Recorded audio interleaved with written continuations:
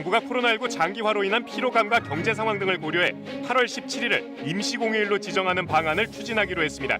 도서관과 미술관 등 일부 공공시설은 다음 주부터 운영이 재개됩니다. 코로나19 신규 확진자는 34명으로 국내 발생이 해외 유입보다 많은 것으로 집계됐습니다. 광주광역시는 서울 송파 확진자가 다녀간 이후 감염이 잇따르면서 비상이 걸렸습니다. 주택 공급 확대 방안 중 하나로 정부가 검토 중인 그린벨트 해제에 대한 신중론이 잇따르고 있습니다.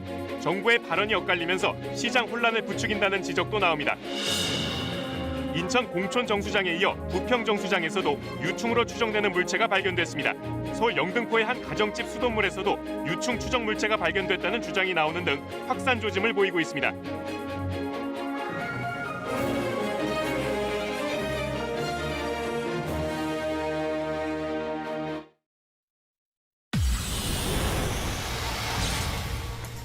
정부 여당이 주택 공급 대책의 하나로 그린벨트 해제를 검토하겠다고 밝힌 이후 논란이 가열되고 있습니다.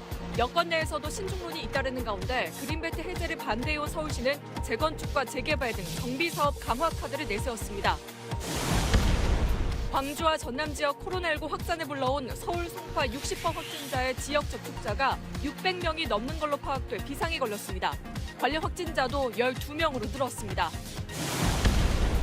정부가 월요일인 다음 달 17일을 임시 공휴일로 지정하는 방안을 검토하기로 했습니다. 4일간 연휴가 가능해져 내수 회복 효과를 낼 거란 판단에서입니다. 인천 공촌 정수장 외에 부평 정수장에서도 깔따구 유충으로 추정되는 물체가 발견돼 인천시가 조사에 나섰습니다.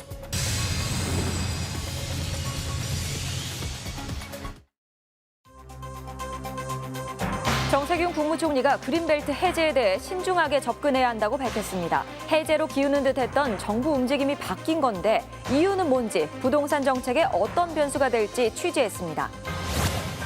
오늘 아침 서울, 경기 등의 장대비를 퍼부었던 장마 전선이 내일 수도권 출근 시간대에 다시 강한 비를 뿌릴 것으로 보입니다.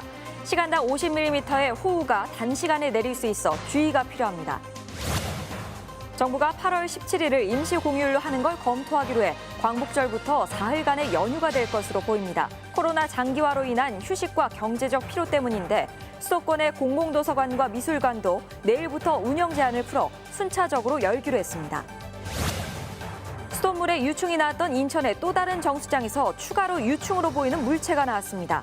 부평의 이 정수장은 유충이 생기기 어려울 것으로 봤던 폐쇄형 시설이어서 유충 검출 사태가 더 확산될 것으로 보입니다.